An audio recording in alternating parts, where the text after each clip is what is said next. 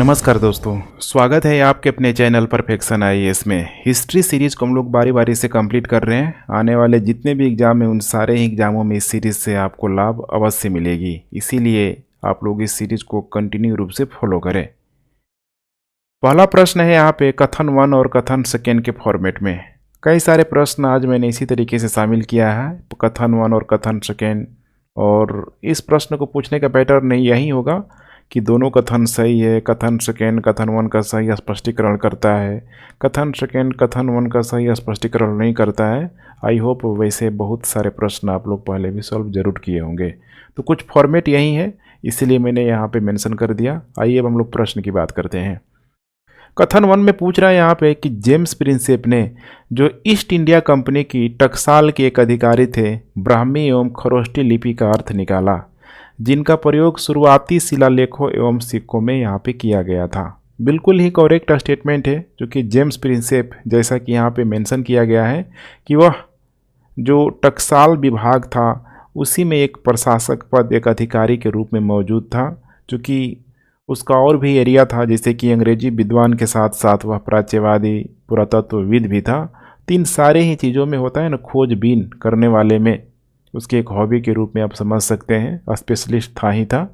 और भारतीय पुरातत्व लेख में 1830 का टाइम पीरियड काफ़ी इम्पोर्टेंट है। 1830 का दशक काफ़ी इम्पोर्टेंट है, जब पहली बार जेम्स प्रिंसेप के द्वारा ब्राह्मी और खरोष्टी लिपि का अर्थ निकाला। और उस लिपि का अर्थ निकालने के लिए उसने शुरुआती तौर पे देखा जाए तो जो भी शिलालेख हो गया, सिक्का हो गया, इसका इसने गहनता से अध्ययन किया और फाइनली इसको पढ़ने में कामयाब रहा। अर्थात आप इतना निष्कर्ष निकाल सकते हैं कि जेम्स प्रिंसेप वह पहला व्यक्ति था जिसने ब्राह्मी और खरोष्टी लिपियों को पढ़ने में सफलता पाई। इसीलिए कथन 1 यहाँ पे करेक्ट हो जाएगा। जेम्स प्रिंसेप ने पाया कि अधिकतर पांडुलिपियों में एक राजा का उल्लेख किया गया जिसे प्रियदर्शी कहा गया है, जिसका अर्थ है दिखने में रमणीय। बिल्कुल करेक्ट स्टेटमेंट है यहाँ पे। कथन 2 भी यहाँ पे बिल्कुल सही होगा, लेकिन एक चीज़ समझने की बात है कि क्या कथन 2 कथन 1 का सही स्पष्टीकरण कर रहा है। यहाँ पे है रीडिंग से रिलेटेड, अर्थात यहाँ पे इनको पढ़ा गया है और यहाँ पे कह रहा है कि जेम्स प्रिंसेप ने पाया कि अधिकतर पांडुलिपियों में एक राजा का उल्लेख किया गया था जिसे प्रियदर्शी कहा गया था। तो पहला और दूसरा दोनों ही स्टेटमेंट सही है, लेकिन कथन जो 2 है, कथन 1 का पूरी तरीके से सही व्याख्या नहीं कर रहा है, सही स्पष्टीकरण नहीं है। इसीलिए करेक्ट उत्तर यहाँ पे हो जाएगा बी। कथन 1 में है यहाँ पे, मथुरा की समृद्ध मूर्तिकला परंपरा अपने प्रधान माध्यम सफ़ेद छींटों वाले लाल बालुकास्म द्वारा विशेषित है। बिल्कुल ही करेक्ट स्टेटमेंट है, चूँकि मथुरा कला को विशुद्ध रूप से देखा जाए तो स्वदेशी शैली के रूप में जाना जाता है। स्वदेशी शैली का मतलब यही है कि यहाँ पे कोई भी बाहरी इम्पैक्ट आपको पड़ता हुआ दिखाई नहीं देगा, जैसे कि गंधार शैली में हेलेनिस्टिक कला वगैरह का इफेक्ट दिखाई देता है। और इस कला का विकास देखा जाए, मथुरा कला का, तो खासकर मौर्य काल के बाद से, जैसे कि शुंग काल आएगा, ब्राह्मण काल आएगा, तो उसी समय से माना जाता है कि उसका डेवलपमेंट होना शुरू हो गया। और गुप्तों के समय जैसे आपको पता है कि बड़े मात्रा में मूर्ति कला का निर्माण हुआ, मंदिरों का निर्माण हुआ, अवतारवाद की अवधारणा पूरी तरीके से यहाँ पे आ गई, ब्राह्मण धर्म पूरी तरीके से रीएस्टेबलाइज हो रहा था। तो यहाँ पे बड़े मात्रा में देखा जाए तो इस मथुरा कला के माध्यम से कई सारे मूर्तियों को यहाँ पे बनाया गया, जैसे कि बौद्ध हो गया, जैन हो गया, साथ में ब्राह्मण धर्म से संबंधित जो भी मूर्तियाँ थी यहाँ पे पूरी तरीके से उसका निर्माण कराया ही जा रहा था।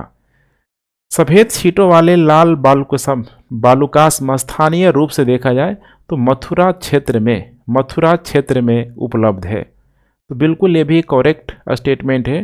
ये जो आपको बालुकास्म जो देखने के लिए मिलेगा स्थानीय रूप से मथुरा क्षेत्र में उपलब्ध है, तो यहाँ पे आप बिल्कुल मैच कर सकते हैं कि ये सारा जो बालुकास्म जो भी यहाँ पे पत्थर मिल रहा है, बालू मिल रहा है, इसीलिए तो यहाँ पे मथुरा कला का निर्माण हुआ, जिसमें मतलब कह सकते हैं ना एक सामग्री के रूप में जिसका प्रयोग किया जाता था मथुरा कला में। तो कथन सेकेंड कथन वन की यहाँ पे सही व्याख्या कर रहा है और सही स्पष्टीकरण भी है यहाँ पे। तो करेक्ट उत्तर हो जाएगा यहाँ पे ए। दोनों कथन व्यष्टितः सत्य है और कथन सेकेंड कथन वन का सही व्याख्या कर रहा है।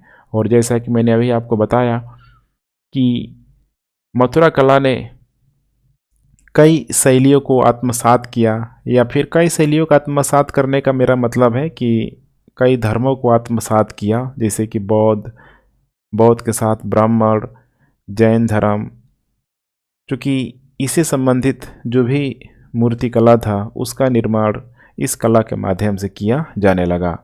और मथुरा के आसपास ये शैली आसपास के क्षेत्रों में फैलने लगा, जैसे कौशाम्बी हो गया, सारनाथ हो गया, ये भी मथुरा कला का प्रमुख केंद्र बन गया था उस समय।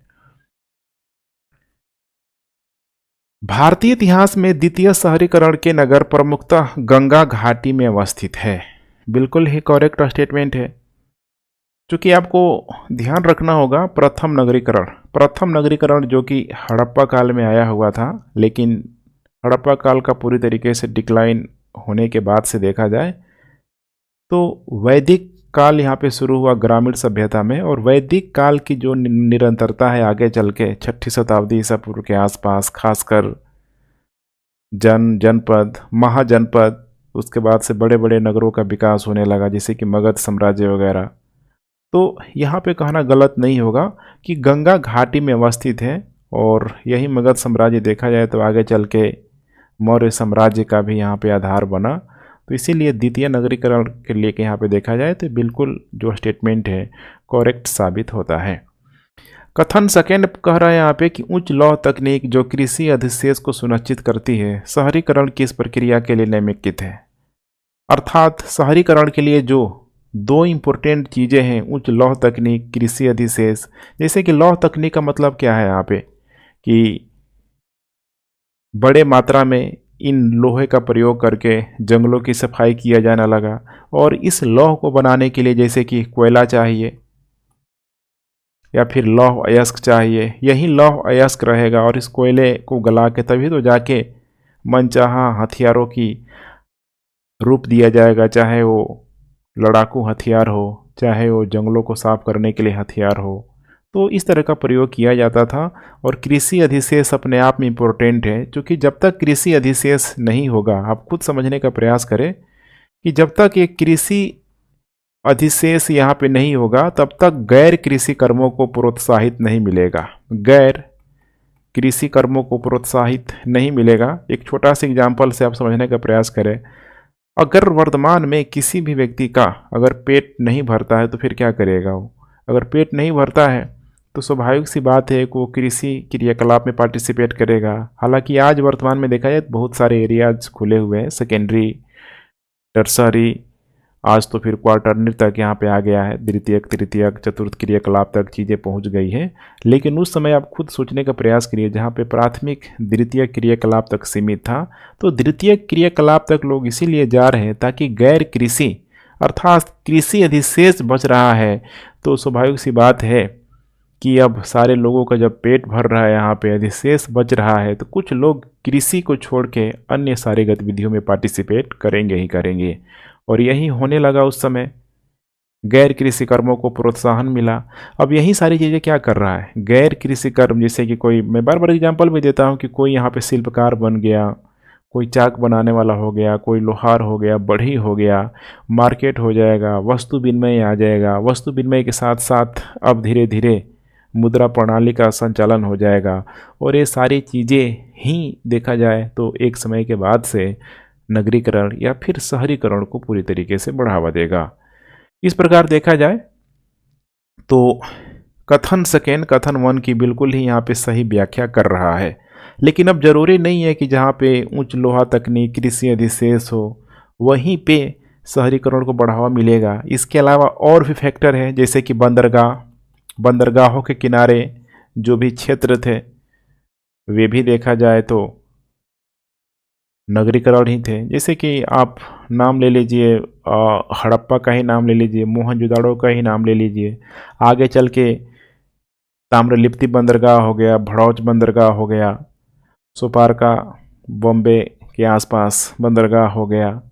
ऐसे बहुत सारे क्षेत्र थे। इसके अलावा बीच में जहाँ बंदरगाह नहीं थे बड़े बड़े, मध्य प्रांत में सस्ती का क्षेत्र, यमुना, बनारस, चंपा, पाटलिपुत्र, कौशाम्बी, गंगा, ऐसे भी सारे एरियाज थे जहाँ पे देखा जाए तो उच्च लौह तकनीक या कृषि अधिशेष उतना अधिक नहीं होने के बावजूद भी यहाँ पे शहरीकरण को बढ़ावा मिला।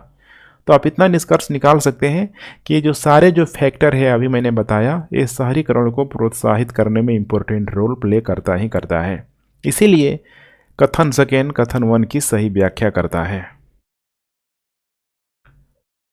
मुगल काल के अहदी के बारे में निम्नलिखित में से कौन सा एक कथन सत्य नहीं है? कौन सा एक कथन सत्य नहीं है? वे व्यक्तिगत घुड़सवार सिपाही थे, बिल्कुल करेक्ट स्टेटमेंट है। उन्हें पृथक दीवान एवं बख्शी के अधीन रखा गया था, बिल्कुल सही है। उन्हें आमतौर पर मनसबदारों के तहत नहीं रखा गया था, बिल्कुल करेक्ट है। उनका वेतन मनसबदारों के बराबर था। अब ये गलत हो जाएगा क्योंकि उनका वेतन मनसबदारों के बराबर नहीं था बल्कि मनसबदारों से कम था। अब मनसबदार का मतलब क्या है यहाँ पे कि इसके पास कितना जात होगा, कितना यहाँ पे सवार होगा। तो मनसबदारों को एक बड़ा एरिया यहाँ पे दिया जाता था। लेकिन यहाँ पे हम लोग जिस अहदी की बात कर रहे हैं इसी को देखा जाए, ठीक है, तो मुग़ल बादशाह का व्यक्तिगत सैन्य टुकड़ी भी आप कह सकते हैं, सैन्य टुकड़ी। जैसे कि मनसबदार तो एक अलग अलग एरिया में उनको यहाँ पे बांटा गया था, अलग अलग क्षेत्र दिया गया था, जात सवार रखने का अधिकार दिया गया था, सैलरी वगैरह सब उनको यहाँ पे दिया जाता था। लेकिन जो सैन्य जो टुकड़ी थी जिसको यहाँ पे अहदी बोला जाता था, व्यक्तिगत कह सकते हैं कि मुग़ल बादशाह का व्यक्तिगत जो सैन्य टुकड़ी थी अहदीस कहा जाता था। और काफ़ी ये प्रोफेशनल आप कह सकते हैं कि प्रोफेशनल ये सैनिक होते थे। और यही कारण है कि जात सवार में जो भी यहाँ पे पार्टिकुलरली यहाँ पे मैं बात कर रहा हूँ, ठीक है, मनसबदार की नहीं बल्कि जात सवार में कोई न कोई यहाँ पे सैनिक यहाँ मौजूद है, यहाँ सैनिक है और यहाँ पे भी क्या है, सैनिक है यहाँ पे। तब दोनों को जब कंपेरिजन करेंगे तो स्वाभाविक सी बात है कि ये जो प्रोफेशनल जो सैनिक यहाँ पे जो बादशाह के आसपास यहाँ पे निगरानी कर रह रहे हैं तो इनका वेतन क्या होगा, अधिक होगा ही होगा। तो इसीलिए यहाँ पे कहा जा रहा है कि उन्हें आमतौर पर मनसबदारों के अधीन नहीं रखा गया था और वे व्यक्तिगत घुड़सवारी सिपाही थे, बिल्कुल करेक्ट है। उन्हें पृथक दीवान एवं बख्शी के अधीन यहाँ पे रखा गया था।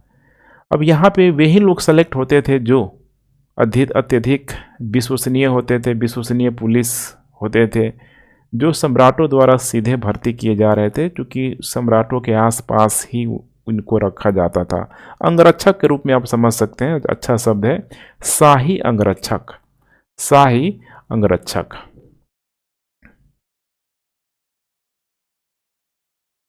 निम्नलिखित पर विचार कीजिए। मार्च 2014 में 1857 सैन्य विद्रोह के कई भारतीय सैनिकों के पार्थिव शरीर को डैश डैश स्थित एक कुएं से खोदकर निकाला गया। ये पार्थिव शरीर के डैश डैश के हैं जिन्होंने ब्रिटिश के विरुद्ध विद्रोह किया। नीचे दिए गए कूट का प्रयोग करके समुचित सूचना के साथ कथनों को पूरा कीजिए। यहाँ पे देखिए करेक्ट स्टेटमेंट में बताता हूँ आपको, ये हो जाएगा सी, अजनाला और 26 regiment of Bengal native factory.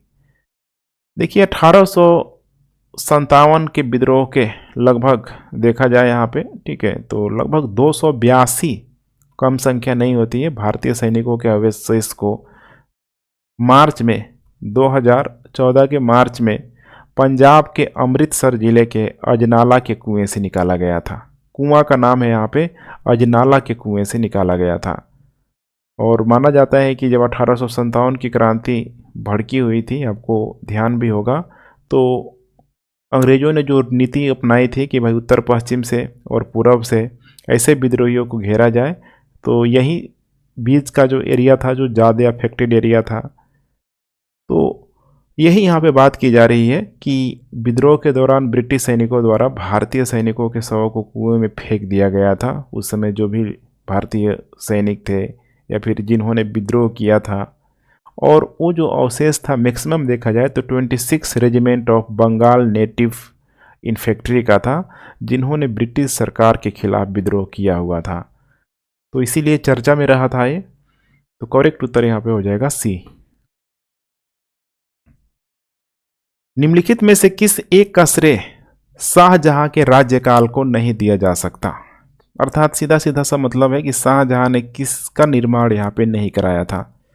इसका करेक्ट उत्तर हो जाएगा यहाँ पे बी, किला ए कुहना मस्जिद। यह मस्जिद है जो दिल्ली के पुराना किला के अंदर स्थित है और इसको बनाया गया था यहाँ पे शेर शाह सूरी के द्वारा। शेर शाह सूरी के द्वारा बनाया गया था, जिसके द्वारा यहाँ पे देखा जाए तो लगभग 10 सालों की अवधि के दौरान यहाँ पे शासन किया गया था मुगल साम्राज्य की जगह पे, क्योंकि इसके द्वारा यहाँ पे हुमायूं को पराजित किया गया था। और हुमायूं को पराजित करने के बाद से शेर शाह सूरी ने पुरानी किला, आज भी दिल्ली की पुरानी किला शानदार कह सकते हैं कि पुरातात्विक साक्ष्यों में से, स्रोतों में से, टूरिस्ट प्लेसों में से एक है। और वहाँ उसने अपने उपयोग के लिए एक मस्जिद का निर्माण किया हुआ था शेर शाह सूरी ने, जो उसकी शाही आकांक्षी का प्रतीक बन गया था। यह एक बड़ी एकल गलियारे वाली मस्जिद है जो सुल्तान की जामी या फिर शुक्रवार की मस्जिद के रूप में भी जाना जाता था। तो किला एक होना यहाँ पे करेक्ट उत्तर होगा। शाहजहां की बात करें तो शाहजहां के द्वारा जैसे कि यहाँ पे मोती मस्जिद है देख पा रहे हैं, जमा मस्जिद है, रंग महल है। अर्थात शाहजहां का काल देखा जाए तो वास्तुकला के स्वर्ण युग के रूप में भी आप समझ सकते हैं। ताजमहल को आप भूल नहीं सकते हैं, शाहजहां के द्वारा ही बनवाया गया था। जमा मस्जिद दिल्ली में, आगरा में जमा मस्जिद, रंग महल या मोती मस्जिद, ऐसे बहुत सारा जो भवन निर्माण वास्तुकला का इसे ही स्वर्णकाल नहीं बोला जाता है। परिपक्व हड़प्पा शिल्प की प्रमुख विशेषताओं के रूप में मनका बनाने के लिए निम्नलिखित में से कौन सा एक सत्य नहीं है? कौन सा कथन सत्य नहीं है? हड़प्पा के मनके सोने, तांबे, शंखों, लाजवर्दों, हाथीदांत तथा विभिन्न प्रकार के उपरत्नों से बनाए गए थे। बिल्कुल ही करेक्ट स्टेटमेंट है ये। पुरातत्वविदों ने मनके बनाने वाली दुकानों को अपरिष्कृत वस्तुओं के जमाव के आधार पर पहचाना है। ये भी बिल्कुल करेक्ट है यहाँ पे, क्योंकि यहाँ पे दिया है अपरिष्कृत वस्तुओं के जमाव के आधार पर पहचाना हुआ है। चनहुदड़ों में औजार, भट्ठी एवं तैयारी के विभिन्न चरणों में मनके पाए गए हैं। बिल्कुल ये भी करेक्ट स्टेटमेंट है, क्योंकि यहाँ पे आपको समझना है कि चनहुदड़ों में जो भी औजार, भट्ठी जो भी यहाँ पे गलाया जाता था, उससे मनके बनाया जाता था, तो ये सब कहाँ मिला है? चनहुदड़ों में यहाँ पे मिला गया है। और यहाँ पे दिया है कि बनावली में संरचना में बहुत सारे मनके परिष्कृत, अर्ध परिष्कृत और अपरिष्कृत दशाओं में प्राप्त हुए हैं। तो ये सारा चीज़ आपको चनहुदड़ों में मिला हुआ है, बल्कि ठीक है यहाँ पे दिया है बनावली में, तो बनावली यहाँ पे गलत हो जाएगा, इसीलिए करेक्ट उत्तर हो यहाँ पे हो जाएगा डी। पूछ रहा है कौन सा स्टेटमेंट सत्य नहीं है? डी यहाँ पे सत्य नहीं है। बुद्ध की जीवनी की रचना बौद्ध साहित्य में विशेष स्थान रखती है। निम्नलिखित में से कौन सी एक बुद्ध की पूर्ण जीवनी है? बुद्ध की देखिए पूर्ण जो जीवनी है यहाँ पे कह सकते हैं कि महायान बौद्ध सूत्र है, जिसका नाम है यहाँ पे ललित विस्तार। ललित विस्तार सूत्र एक महायान बौद्ध सूत्र है और यह गौतम बुद्ध की कहानी उनके अवतरण के समय से लेके वाराणसी के पास हिरण्यक उद्यान में उनके पहले धर्मोपदेश तक पूरा इसमें वर्णन किया गया है।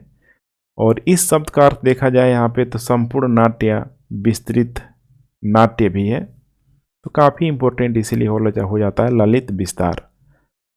और महायान बौद्ध धर्म का मैंने चर्चा किया, तो इसके भी बारे में आप लोग जान लीजिए। बौद्ध धर्म का यह रूप बुद्ध के दैवत्य में यहाँ पे विश्वास करता है, अर्थात मूर्ति पूजा में विश्वास रखता है। और इसके सिद्धांत, महायान के सिद्धांत बुद्ध और बोधिसत्वों के अस्तित्व पर है, जो बुद्ध की प्रकृति को दर्शाता है। और यह विश्वास रखने और बुद्ध के प्रति अपने आप को समर्पित करने के माध्यम से मोक्ष की अनुमति देता है। अर्थात यहाँ पे व्यक्ति कोई भी व्यक्ति यहाँ पे मोक्ष की प्राप्ति कर सकता है। असम कंपनी जो यूरोपीय चाय बगान मालिकों से मिलकर बनी थी, 1850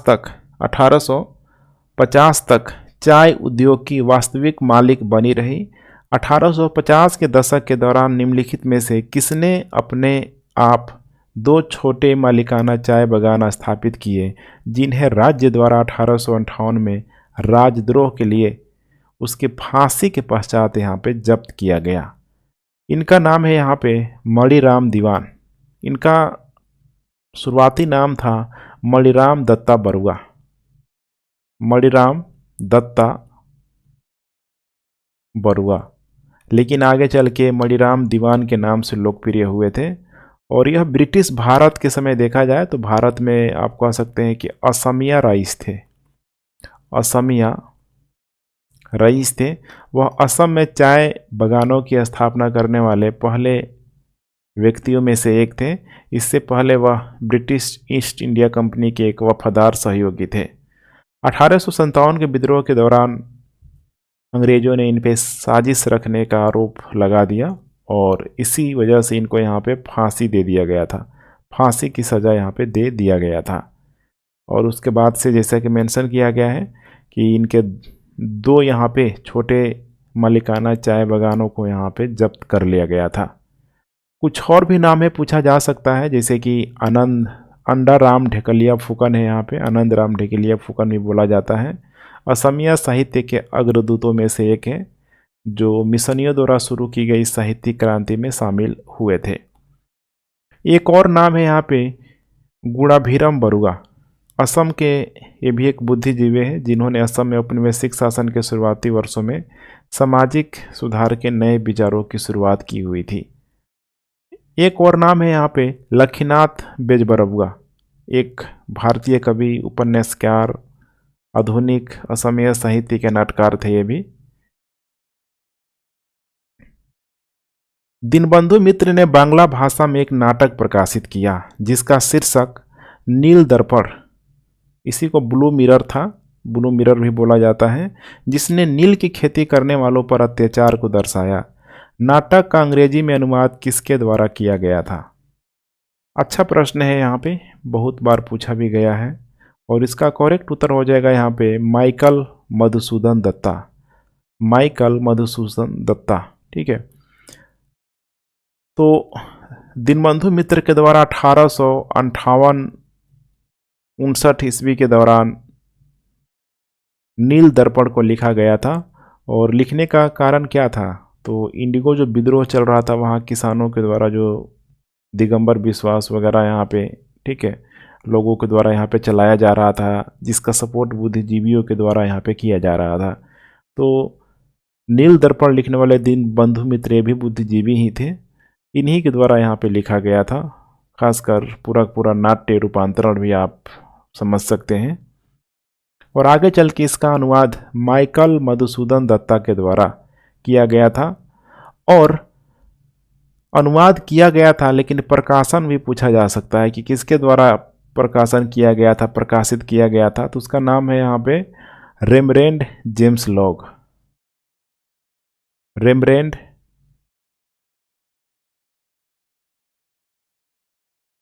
जेम्स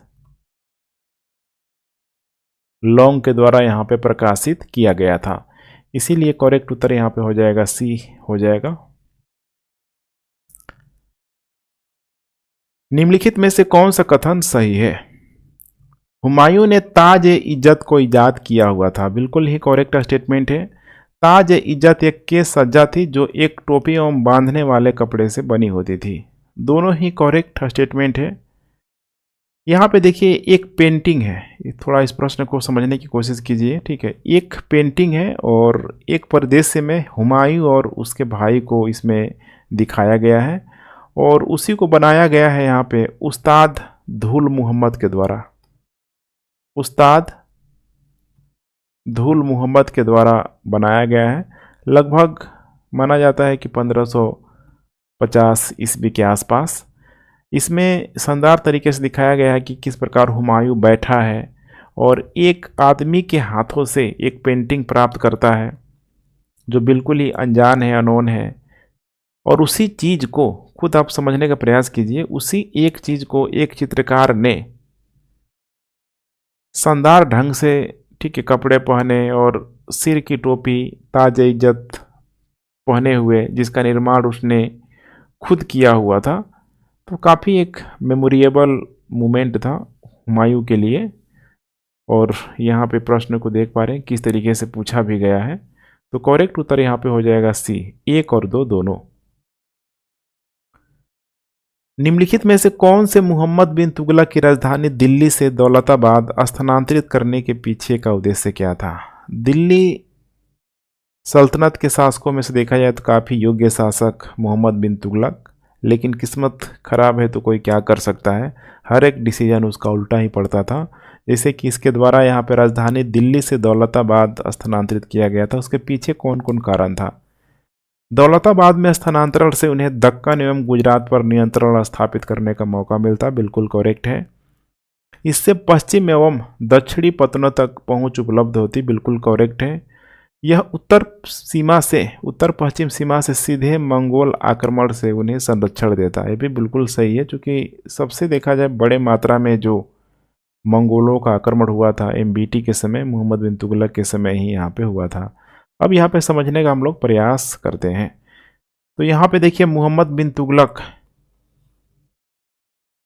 जैसा कि मेंशन किया गया, दौलताबाद को दूसरी राजधानी बनाना चाहता था और इसने कई सूफी संतों सहित कई अधिकारियों और जो भी इम्पोर्टेंट पुरुष थे, अमीर जो भी लोग थे,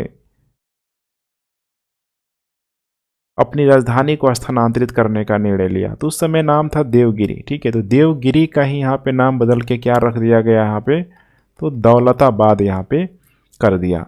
अब खुद आप सोचिए कि दिल्ली यहाँ है, आना कहाँ है, इधर महाराष्ट्र में आना है, पूरा इधर विंध्य रेंज, सतपुड़ा रेंज, अर्थात कह सकते हैं कि इसको क्रॉस करना इतना आसान नहीं था, दुर्गम रास्तों से होकर गुजरना था, डिस्टेंस भी काफ़ी अधिक है, ट्रेन की सुविधा नहीं थी, यातायात के बहुत अधिक सुविधा नहीं था।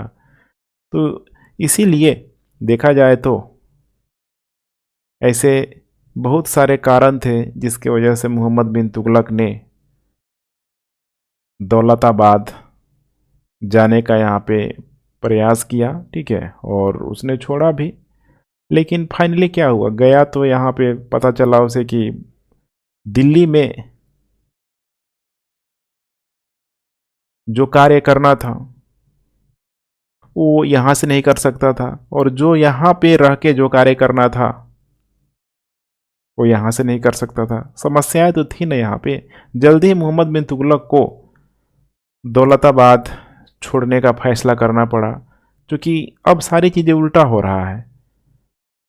क्योंकि दिल्ली से दक्षिण को वह नियंत्रित नहीं कर सकता था, उसी तरह वह दौलताबाद से देखा जाए तो उत्तर भारत को नियंत्रित नहीं कर सकता था। दूरी थी लगभग देखा जाए 1500 किलोमीटर के आसपास। राजधानी जब स्थानांतरित हुआ तो ये तो शासक था, बहुत सारी फैसिलिटी थी इसके पास, तो ये आ गया। लेकिन इसके साथ साथ जो लोग आ रहे थे, बच्चे बूढ़े, कितने सारे लोग रास्ते में ही मर गए। समस्या तो थी। और ये भी आप कह सकते हैं कि जब शासक ही नहीं है तो फिर मंगोल आक्रमण देखा जाए, दिल्ली अब मंगोल हमलों का भी केंद्र था, बहुत तेज़ी से इधर हमला हो रहा था। तो समस्या तो थी यहाँ पे, बेचारा कब तक भागता। तो ये भी इसका जो निर्णय था देखा जाए तो बहुत उसके अनुरूप साबित नहीं हुआ था। तो करेक्ट उत्तर यहाँ पे हो जाएगा डी, 1, 2 और 3। ब्रह्म समाज के बारे में निम्नलिखित में से कौन सा एक कथन सत्य नहीं है? सत्य नहीं है। इसने वैदिक धर्म ग्रंथों को अमोघ समझा। अमोघ का मतलब क्या होता है? अमोघ का मतलब होता है यहाँ पे अचूक, अचूक। तो कह रहा है यहाँ पे कौन सा कथन एक सत्य नहीं है? तो पहला ही स्टेटमेंट यहाँ पे बिल्कुल करेक्ट है। आर्य समाज वेदों को अमोघ मानते हैं लेकिन ब्रह्म समाज नहीं। ध्यान रखिएगा, ब्रह्म समाज मतलब कह सकते हैं कि मॉडर्न, राजा राम मोहन राय के नेतृत्व में यहाँ पे किया गया था। और जो आर्य समाज था वो दयानंद सरस्वती के नेतृत्व में किया गया था, जिनका फेमस कोट था वेदों की तरफ लौट चलो। तो दोनों पे आप अंतर यहाँ पे समझ पा रहे हैं। तो इसने वैदिक धर्म ग्रंथों को अमोघ समझा। ठीक है, ब्रह्म समाज के संदर्भ में देखा जाए तो कथन पूरी तरीके से सही साबित नहीं होता है। ब्रह्म समाज की स्थापना 1828 में राजा राम मोहन राय के नेतृत्व में किया गया था। शुरुआत में ब्रह्म सभा था, बाद में इसकी नाम बदलकर ब्रह्म समाज कर दिया गया था। और ब्रह्म समाज की कई सारी विशेषताएं थी, जैसे कि बहुदेववाद और मूर्ति पूजा की निंदा करना। वैसे ही देखा जाए तो कर्म के सिद्धांत और आत्मा के संचरण पर कोई निश्चित रुख नहीं अपनाया और किसी भी तरह से विश्वास करने के लिए इसे व्यक्तिगत बहस पर छोड़ दिया। क्या है, आज भी देखिए कर्म सिद्धांत है, मोक्ष की प्राप्ति को लेकर अलग अलग धर्मों में दिया गया है। जितना डिबेट करेंगे, हर एक डिबेट में हर एक रिलीजन में अलग अलग माध्यम बताया गया है। तो यहाँ पे राजा राम मोहन राय के द्वारा व्यक्तिगत होता है ना यहाँ पे कि भाई ये पर्सन टू पर्सन वेरी करता है, चेंज करता है, जो जैसे जिसको जैसे समझना है वो समझे। जाति व्यवस्था की आलोचना की, इसीलिए इनको बंगाल का अग्रदूत या फिर कह सकते हैं कि पूर्व और पश्चिम को मिलाने वाला, बंगाल का पुनर्जागरण, ऐसे कई सारे नामों से भी राजा राम मोहन राय को जाना जाता है। Madam HP. ब्लावत्स्की की थियोसॉफिकल सोसाइटी के विषय में निम्नलिखित में से कौन सा एक कथन सही नहीं है? वह भारत के बाहर स्थापित किया गया था, बिल्कुल करेक्ट है। भारत के बाहर का मतलब क्या है यहाँ पे? जैसे कि इसमें मैडम एच.पी. ब्लावत्स्की है, कर्नल एम.एस. ओलकोट है। ये दोनों को माना जाता है कि इतने ये भारतीय संस्कृति से प्रभावित हुए थे कि 1875 में संयुक्त राज्य अमेरिका के न्यूयॉर्क शहर में थियोसॉफिकल सोसाइटी की स्थापना की। तो भारत से बाहर ही किया गया था, पश्चिमी देशों में ही यहाँ पे किया गया था। और आगे चल के 1882 में इन्होंने भारत में अपना मुख्यालय बनाया, मद्रास में। और मद्रास में देखा जाए, मद्रास के बाहरी इलाका एक जगह का नाम था यहाँ पे अडयार। बाद में अडयार में स्थानांतरित भी कर दिया गया था। इसने प्राचीन धर्मों के पुनरुद्धार की यहाँ पे, ठीक है, पुनरुद्धार की यहाँ पे वकालत की थी। बिल्कुल ये भी करेक्ट स्टेटमेंट है। जैसे कि यहाँ से आप लिंक कर सकते हैं, जहाँ पे एक तरफ आंग्लवादी वर्सेस प्राच्यवादी थे, तो ये क्या कर रहा है, प्राचीन धर्मों के पुनरुद्धार की वकालत की। तो कहीं ना कहीं इसका जो उन्मुख है प्राच्यवादियों की तरफ यहाँ पे जा रहा है, ऐसे भी लिंक कर सकते हैं। और इस समाज का मानना था कि जैसे चिंतन, प्रार्थना, रहस्य उद्घाटन द्वारा किसी व्यक्ति की आत्मा और भगवान के बीच एक विशेष संबंध स्थापित किया जा सकता है। इसने पुनर्जन्म और कर्म में हिंदू मान्यताओं को स्वीकार किया और उपनिषदीय चिंतन, योग, विचार, वेदांत स्कूलों के दर्शन से भी प्रेरणा लिया। इसने आत्मा के प्रसारण के सिद्धांत को मान्यता थे, बिल्कुल करेक्ट है। यह सार्वभौम बंधुता के विचार पर क्या थी, मौन थी। अब यही जो है देख पा रहे डी, जो आदमी इतना अच्छा सोच रख रहा है वो डी को कैसे नहीं रखेगा? खुद सोच के देखिए, यह सार्वभौम बंधुता के विचार पर मौन थी। मौन नहीं थी, इसमें भी खुल के बोला गया, क्योंकि इस सोसाइटी के द्वारा किसी भी जाति, पंथ, लिंग, रंग, भेदभाव, अर्थात सबसे अधिक यहाँ पे मानवता, सार्वभौमिक भाईचारे पे यहाँ पे बल दिया जाता था इसके माध्यम से। तो मौन नहीं थी, पूरा इसका यहाँ पे सपोर्ट किया गया था। निम्नलिखित में से कौन सा एक 1773 के रेगुलेटिंग एक्ट का उपबंध नहीं है? रेगुलेटिंग एक्ट का, इसने ईस्ट इंडिया कंपनी के ऊपर संसदीय पर्यवेक्षण की यहाँ पे शुरुआत की। बिल्कुल ही करेक्ट स्टेटमेंट है। बंगाल की सरकार गवर्नर जनरल एवं 4 सदस्यों की परिषद में निहित थी। ये भी बिल्कुल यहाँ पे करेक्ट है। गवर्नर जनरल के लिए सपोर्ट है था ना, यहाँ पे गवर्नर जनरल को सपोर्ट देने के लिए जो परिषद होती थी। इसने योग्यताओं पर सभी प्रतिबंधों को हटाकर कोर्ट ऑफ प्रोप्राइटर्स में मत की शक्ति को यहाँ पे बदल दिया। यही सी स्टेटमेंट यहाँ पे गलत हो जाएगा। गवर्नर जनरल में निर्णायक मत निहित किया गया था, ये भी बिल्कुल करेक्ट है। ए, बी और डी करेक्ट है, सी यहाँ पे गलत हो जाएगा। समझने का प्रयास करें। 1773 का रेगुलेटिंग जो एक्ट था, देखा जाए तो इसमें ईस्ट इंडिया कंपनी के कामकाज को नियंत्रित करने और विनियमित करने के प्रयास में ब्रिटिश सरकार ने भारतीय मामलों में शामिल होने के बारे में इसको यहाँ पे लाया हुआ था। और इसमें माना कि भारत में कंपनी की भूमिका जो भी यहाँ पे प्रशासनिक था या राजनीतिक हस्तक्षेप भी इस समय तक तो आते आते बढ़ ही गया था। तो प्रशासनिक और राजनीतिक क्षेत्रों तक केवल व्यापार से परे है और केंद्रीकृत प्रशासन के तत्वों को बतलाया संसदीय नियंत्रण की दिशा में पहला कदम था। तो दोनों को क्या किया गया था, आपको पता है कि प्रशासनिक और राजनीतिक गतिविधियों को यहाँ पे सेपरेट कर दिया गया था। अर्थात कह सकते हैं कि पहले से तो कोर्ट ऑफ डायरेक्टर चल रहा था, अब यहाँ पे बीओडी का भी यहाँ पे निर्माण किया गया था। बीओडी, अब बीओडी का मतलब बोर्ड ऑफ डायरेक्टर था जो राजनीतिक गतिविधियों को देखती थी, तो ठीक है। और सीओडी यहाँ पे जो कंपनी का जो व्यापार से संबंधित चीज़ों को यहाँ पे देखती थी। तो इसीलिए यहाँ पे दिया गया है कि इन योग्यताओं पर सभी प्रतिबंधों को हटाकर कोर्ट ऑफ प्रोपराइटर में मत की शक्ति को क्या कर दिया, बदल दिया। ये यहाँ पे क्या हो जाएगा, करेक्ट उत्तर हो जाएगा, अर्थात ये सही नहीं है।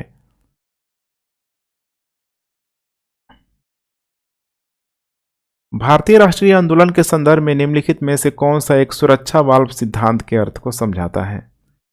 तो देखिए, सेफ्टी वाल्व को लेके बहुत सारे आइडियाज़ हैं, अभी भी बहुत अधिक कंट्रोवर्सी होती ही होती है, लेकिन यहाँ पे सिंपल भाषा में समझने का प्रयास करिए, ठीक है। सेफ्टी वाल्व का मतलब यहाँ पे जैसे कि एक तरफ तो यहाँ पे कम ब्रिटिश ईस्ट इंडिया के लोग हैं यहाँ पे, जैसे कि यहाँ पे मेंशन कर दूँ ब्रिटिश, और इधर कौन है यहाँ पे, भारत है, भारत के लोग हैं, इंडिया। अब देख पा रहे हैं आप इंडिया में बहुत सारे जो भी यहाँ पे लोग हैं, 1857 की क्रांति ऑलरेडी यहाँ पे हो चुकी थी। जन असंतोष पूरी तरीके से हावी था। हालांकि कुछ न कुछ सुधार करके, जैसे कि 1858 का एक्ट लाया गया, 61 का एक्ट लाया गया, थोड़ी बहुत यहाँ पे अधिकार भारतीयों को दिया जा रहा था। लेकिन एक समय के साथ साथ भारत भी अपने अधिकारों को जान रहे थे, राष्ट्रवाद की भावना धीरे धीरे पनप रही थी। तो माना जाता है कि इसी सेफ्टी वाल्व के तहत, जैसे कि एक सर्किट होता है, एक सर्किट, लेकिन बीच में क्या कर सकते हैं हम लोग, यहाँ पे सर्किट को ब्रेक कर सकते हैं। यहाँ पे अगर कुछ लगा देते हैं हम लोग यहाँ पे, ठीक है, तो इसके माध्यम से करंट को यहाँ पे बाहर निकाला जा सकता है। ठीक वैसे ही यहाँ पे कह सकते हैं कि ब्रिटिश ईस्ट इंडिया कंपनी के बीच और भारत के बीच यहाँ पे कुछ इसी टाइप का एक संरचना बनाया गया था, जो कि था यहाँ पे कांग्रेस। अर्थात कांग्रेस को एज एक मीडिएटर की तरह यहाँ पे कह सकते हैं कि अंग्रेज़ों के द्वारा ट्रीट करने का यहाँ पे प्रयास किया जा रहा था कि अगर भारतीयों को कोई भी असंतोष है, कोई भी समस्या है, तो भारत के लोग कांग्रेस से बोले, कांग्रेस आके हमारे पास बोलेगी, फिर हम कांग्रेस को रिप्लाई करेंगे, फिर कांग्रेस क्या करेगी, अपने लोगों को समझाएगी, करेगी। इसीलिए यहाँ पे बहुत लोगों के द्वारा क्रिटिसाइज भी किया जाता है कि कांग्रेस तो बहुत महज एक था, एक मध्यस्थता का रोल प्ले कर रहा था, जिसका प्रयोग अंग्रेज़ों के द्वारा किया जा रहा था। और इसको और मजबूती से बल मिला जब यहाँ पे एक कह सकते हैं कि अंग्रेज अधिकारी जिसका नाम था एओ होम, उसी के नेतृत्व के माध्यम से यहाँ पे किया गया था। तो अलग अलग यहाँ पे, ठीक है, इसका क्रिटिसिज्म यहाँ पे होते रहता है, मेंस के पर्सपेक्टिव के दृष्टिकोण से काफ़ी इम्पोर्टेंट हो जाता है। तो आइए हम लोग देखते हैं। पहला स्टेटमेंट है, एक सिद्धांत जिसने तर्क दिया कि कांग्रेस का गठन असंतुष्ट शिक्षित भारतीयों के लिए सुरक्षित अभिव्यक्ति के रूप में हुआ। एक सिद्धांत जिसने तर्क दिया कि कांग्रेस का गठन असंतुष्ट शिक्षित भारतीयों के लिए सुरक्षित अभिव्यक्ति के रूप में हुआ। ऐसे समझिए यहाँ पे भारत के लोग, कांग्रेस और अंग्रेज, ठीक है, बीच में। तो पहला स्टेटमेंट में कोई दिक्कत नहीं है और करेक्ट उत्तर यहाँ पे ए ही है। और अभी मैंने बताया था कि इसको बहुत सारे लोग सपोर्ट भी करते हैं, जैसे कि इसमें इम्पोर्टेंट नाम है लाला लाजपत राय का भी नाम आता है। उनके द्वारा सुरक्षा बल सिद्धांत में विश्वास किया कि आखिर इसमें गलत क्या है। वहीं देखा जाए तो मार्क्सवादी इतिहासकारों के द्वारा इसका क्रिटिसिज्म भी किया जाता है, जैसे कि आर पी दत्त वगैरह बोलते हैं कि भारतीय राष्ट्रीय कांग्रेस का जन्म भारत में एक लोकप्रिय विद्रोह को खत्म करने के साजिश के तहत हुआ था। बुर्जुआ नेता इसके पक्ष में थे, अर्थात यहाँ से कोई अगर हिंसा होने की संभावना होती, 3 लोगों के द्वारा इनको समझा बुझा के क्या किया जाता था, दबा दिया जाता था। तो कई तरह का मैंने बताया था कि आरोप प्रत्यय का दौर यहाँ पे चलते रहता है। एक और फेमस नाम जिनकी बुक आप लोग पढ़ते हैं, बिपिन चंद्रा, इनके द्वारा बताया जा रहा है कि शुरुआती कांग्रेस नेताओं ने ह्यूम को एक सुरक्षा वाल्व की आड़ में भारतीय राष्ट्रवादी ताकतों को एक साथ लाने के लिए प्रेरक के रूप में इस्तेमाल किया।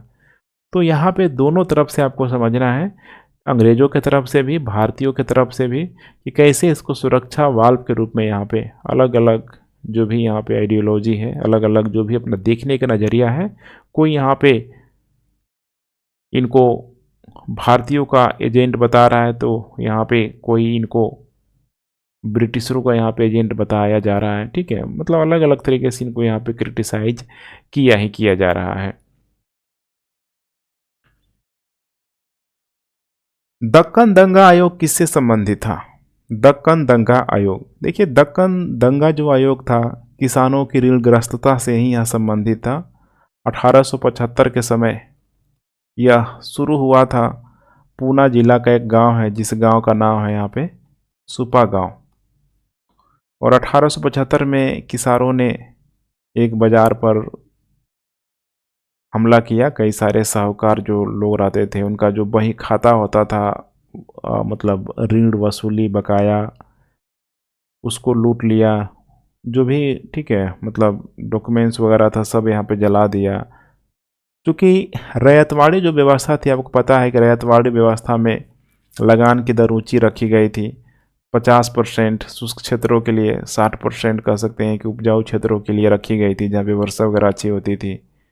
तो कई बार किसान चुका नहीं पाते थे और हाई इंटरेस्ट रेट पे साहूकारों से वे कर्ज लेते थे। तो कर्ज की जब राशि अधिक बढ़ जाती थी तो साहूकारों के द्वारा किसानों को शोषण किया जा रहा था, उनकी ज़मीन ले ली जाती थी और समस्या और यहाँ पे बढ़ जाती थी। तो इसी को ख़त्म करने के लिए किसानों को लगता था कि हमारा असली जो दुश्मन है यही साहूकार लोग हैं, और फाइनली यहाँ पे किसानों के द्वारा बहुत सारे साहूकारों को लूटना, मारना, उनकी हत्या करना यहाँ पे शुरू कर दिया गया था। किस लिए? ऋणग्रस्तता को लेके। अर्थात यहाँ के किसान इतने भोले थे, लिटरेसी रेट भी यहाँ पे कम थी, कि इनको अपने वास्तविक शोषणकर्ता की सही तरीके से पहचान नहीं थी कि हमारा शोषण कौन कर रहा है। ये अपना वास्तविक शोषणकर्ता, इसमें देखा जाए तो ये लोग वहाँ के अपने ही लोगों को, जो भी साहूकार वगैरह थे, ठीक है, उन्हीं को ये मानते थे।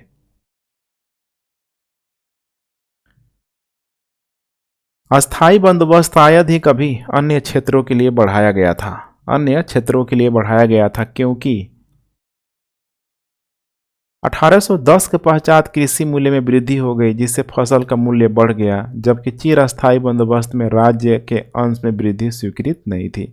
बिल्कुल ही करेक्ट स्टेटमेंट है। देखिए अस्थाई बंदोबस्त का मतलब क्या है यहाँ पे, कि एक जो राशि है पूरी तरीके से फिक्स कर दिया गया, 10/11 भाग अंग्रेजों को, 1/11 भाग जमींदारों को।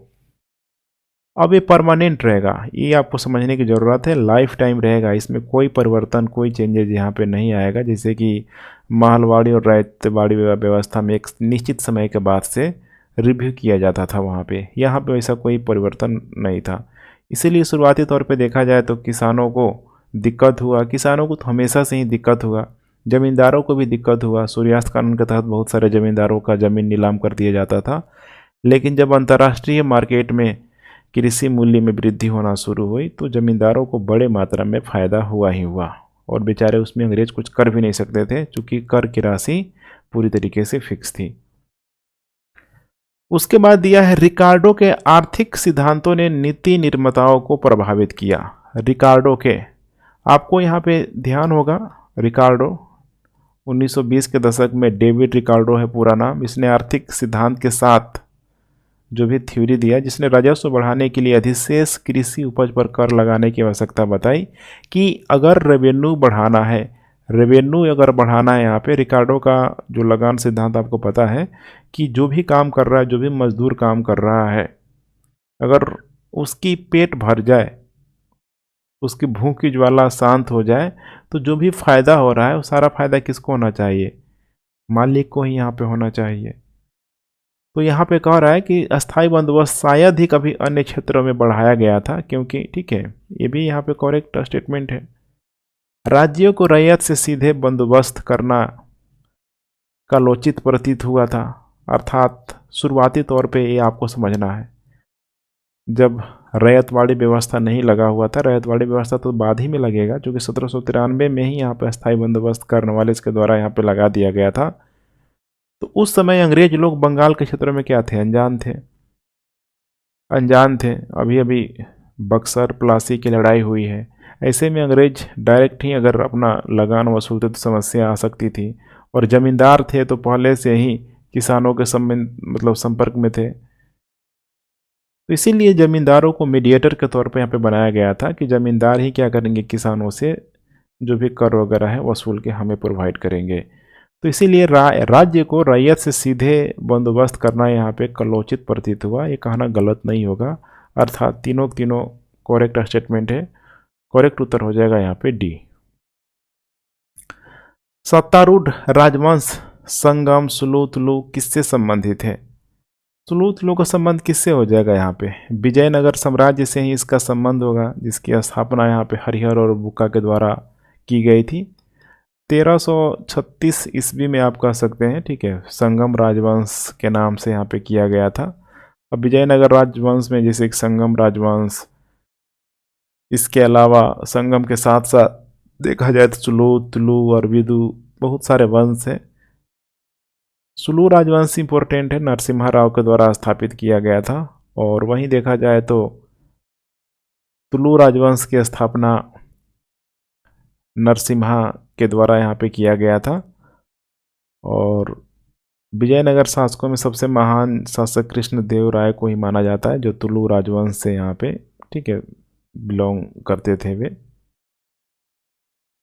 अंतिम शासक पूछा जा सकता है। देखिए, विजयनगर साम्राज्य का जो अंतिम जो शासक था रंगा तृतीय, रंगा तृतीय। विजयनगर साम्राज्य का पतन होने का सबसे बड़ा कारण था राक्षस तांगड़ी का युद्ध भी बोला जाता है, तालीकोटा का भी युद्ध बोला जाता है। राम राय के द्वारा दक्कन के सुल्तानों में आपस में फूट डालने का प्रयास किया गया था, और एवज में राम राय को जो प्रतिक्रिया मिली, उल्टा मिली। दक्कन के सुल्तानों ने मिल के विजयनगर साम्राज्य को पूरी तरीके से लूट लिया, नेस्ता नाबूद कर दिया। सूची 1 का सूची 2 के साथ यहाँ पे मिलान करना है। जैसे कि यहाँ पे नंबर 1 है यहाँ पे अरुणा राय। अरुणा राय का संगठन यहाँ पे कौन सा हो जाएगा? मजदूर किसान शक्ति संगठन, मजदूर किसान शक्ति संगठन यहाँ पे हो जाएगा। और अरुणा राय है, इसमें निखिल डे है, शंकर सिंह कुछ उल्लेखनीय यहाँ पे सदस्य हैं। मजदूर किसान शक्ति संगठन किसानों के सशक्तिकरण के लिए एक भारतीय संगठन है, और आरटीआई वगैरह के लिए जाना जाता है। काफ़ी इन लोगों के द्वारा यहाँ पे दायर किया गया था। न्यूनतम मजदूरी के भी काम मतलब मांग को इनके द्वारा उठाया गया था। उसके अलावा है यहाँ पे नेक्स्ट कल्पना ताई सालुंखे। इनका संबंध हो जाएगा यहाँ पे पानी पंचायत से, पानी पंचायत से, या फिर पानी पंचायत ही बोला जाता है। 1974 में महाराष्ट्र के सूखाग्रस्त पुरंदर तालुका के नायगांव ग्राम के किसानों को प्रेरित करने के लिए जो नाम है, जैसे कि श्री बिलासराव सालुंखे द्वारा एक आंदोलन यहाँ पे किया गया था, और इसमें जो नाम आता है कल्पना ताई सालुंखे का भी नाम आता है। नेक्स्ट है यहाँ पे अखिल गोगोई, अखिल गोगोई। इनके द्वारा किया गया है यहाँ पे कृषक मुक्ति संग्राम, कृषक मुक्ति संग्राम। इसके भी बारे में आप लोग देख लीजिए यहाँ पे। ठीक है, कृषक मुक्ति संग्राम 2005 में ये भी आरटीआई एक्टिविस्ट कार्यकर्ता है यहाँ पे, और इनके द्वारा जैसे कि पीडीएस हो गया, नरेगा हो गया। इन सारे ही चीज़ों में देखा जाए तो भ्रष्टाचार जैसे गतिविधियों जो मतलब जो भी चल रही थी, और उसी से प्रभावित होकर इनके द्वारा उन उससे रिलेटेड भ्रष्टाचार से रिलेटेड अलग अलग, ठीक है, एरियाज में इनके द्वारा आरटीआई के लिए यहाँ पे दायर किया गया था। लास्ट है यहाँ पे प्रतिभा सुंदे। लास्ट में जो बच जा रहा यही होगा, लोक संघर्ष मोर्चा।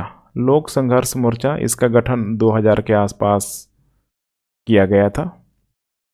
तो करेक्ट उत्तर हो जाएगा ए का 2, बी का 4, ए का 2, बी का 4, सी का 3 है, डी का 1, बी हो जाएगा। महाराष्ट्र में रत्नागिरी जिले के राजपुर तहसील में स्थित जैतपुर के संबंध में निम्नलिखित में से कौन सा कथन सही है? जैतपुर के संबंध में, यह प्राचीन और प्रारंभिक मध्यकाल में महत्वपूर्ण बंदरगाहों में से एक था। बिल्कुल करेक्ट है। यह एक प्रस्तावित परमाणु ऊर्जा संयंत्र स्थल है जिसका निर्माण फ्रांस के सहयोग से किया जा रहा है। बिल्कुल करेक्ट है। देखिए, जैतपुर महाराष्ट्र में रत्नागिरी जिले के राजपुर तहसील में स्थित है, जो देखा जाए तो बिल्कुल ही अरब सागर के तट पर स्थित है, और यह अपने तटीय स्थान के कारण प्राचीन और प्रारंभिक मध्ययुगीन समय में महत्वपूर्ण बंदरगाहों में से एक था। और इसी के आसपास nuclear power of corporation India ने इसी साइट पे न्यूक्लियर पावर प्रोजेक्ट का प्रस्ताव रखा, और बकायदा 2010 के आसपास फ्रांस के राष्ट्रपति उस समय थे निकोलस सरकोजी, और भारतीय प्रधानमंत्री मनमोहन सिंह की उपस्थिति में तीसरी पीढ़ी के 2 यूरोपीय दबाव वाले रिएक्टरों के पहले सेट के निर्माण के लिए परमाणु ईंधन की आपूर्ति के लिए एक समझौते पर हस्ताक्षर भी किया गया था। तो उस समय जगह चर्चा में था, पूछा जा सकता है।